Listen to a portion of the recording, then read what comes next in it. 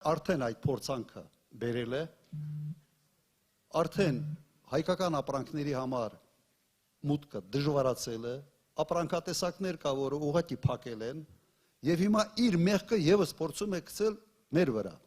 Ոնց Ղարաբաղը չէ ինքը տվեց, ծախեց, ավիրեց, հասմահներն են արել 91 թվականից։ Հիմա փորձում է գցել մեր վրա, եթե այդքան ուժ ունենք, ասենց ասեմ, Ռուսաստանի վրա ազդելու, որ ճամփեքը փակեն մեր ապրանքների համար, ուրեմն այդ ուժը ունենք հունիսի 8-ին այդ ճամփեքը բացելու համար։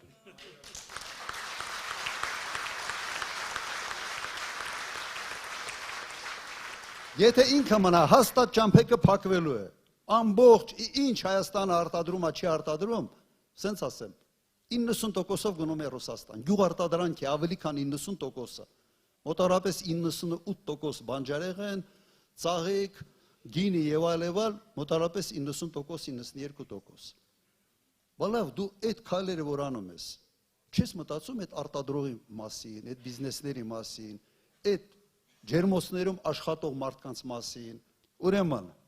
եթե այդքան հզոր ենք, որ կարող ենք սա փակել, կրկնեմ, ուրեմն այդ հզորությունը կա բացելու համար։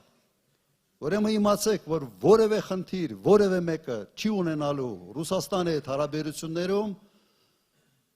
հունիսի 8-ին, եթե ընտրվում ենք մենք։